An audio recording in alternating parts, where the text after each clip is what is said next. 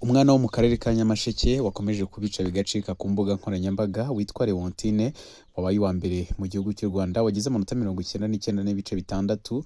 Abantu benshi bibazaga impamvu atahamagawe mu bahawe ibihembo. Dr Bahati yagize icyo abivugaho, umuyobozi mukuru wa NESA, ndetse agira n'icyo agenda abitangazaho. Ni nyuma y'uko bamwe mu banyamakuru barimo Aswakim ndetse n'abandi bagiye batandukanye bakorera ku rubuga rwa Twitter batangaje bavuga ko kubera iki batangaje umwana w'i Kigali ko ari we wabaye uwa mbere, bakaza kumushikiriza ibihembo birimo kumwishyurira amafaranga umwaka wose no kumuhereza mudasobwa ndetse no kumuhereza impamyabushobozi cyangwa se impamyabumenyi result slip, ndetse akaza no mu birori aba biri kumwe n'ababyeyi be bagahabwa amafaranga y'urugendo rubajyana n'urubagarura ibiribwa byabatunze uwo munsi ndetse n'itsimbanumubyizi ku babyeyi. Bakaza guhura n'itangazamakuru, nibyo abantu benshi bakomeje kwibaza, bavuze bati mu by'ukuri harimo uburangazi.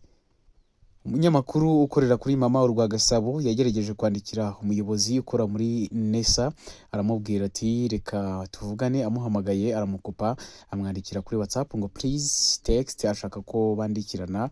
Hanyuma aramwandikira aramubwira ati kubera iki uriya mwana wo muri Nyamasheke wabaye uwa mbere mu gihugu atahamagawe mu bahawe ibihembo. Aramubwira ati twabisobanuye kuri X ariko mu by'ukuri nta bisobanuro batanze. Ese NESA yaba irimo abayobozi batari beza? Abaturage muri comment section bakomeje kuvuga amagambo arimo agahinda bavuga bati mu by'ukuri abo bayobozi bagomba kubiryozwa cyangwa se bakaza kuri kamera bagasaba imbabazi abanyarwanda muri rusange. Ntago byumvikana ko kuba umwana yaba uwa mbere mu gihugu ngo nuko atuye mu ntara.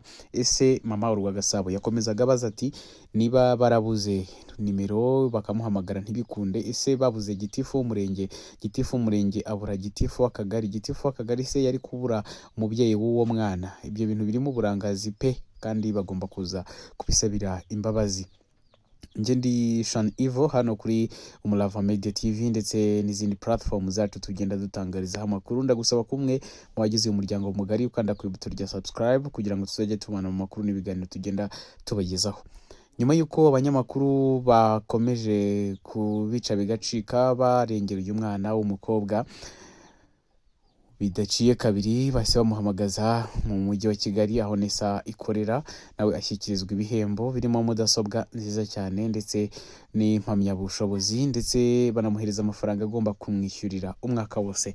Yari ari kumwe n'umubyeyi we, umwana yari afite imbamutima nziza n'umubyeyi we, ndetse Leontine yavuze ko mu by'ukuri yumvaga ko agomba kuba uwa mbere nubwo atarabyizeye 100% bitewe n'uko yabyumvaga neza. N'umwana wasoje mu wa gatatu segonderi, bamuhaye ibintu bijyanye na online n'ubusanzwe, yavuze ko abikunda cyane.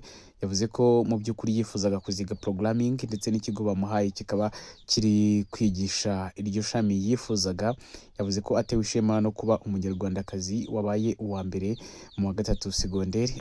Hagati aho muri primary 6 wabaye uwa mbere n'umwana w'umuhungu wagize 99 n'ibice 4.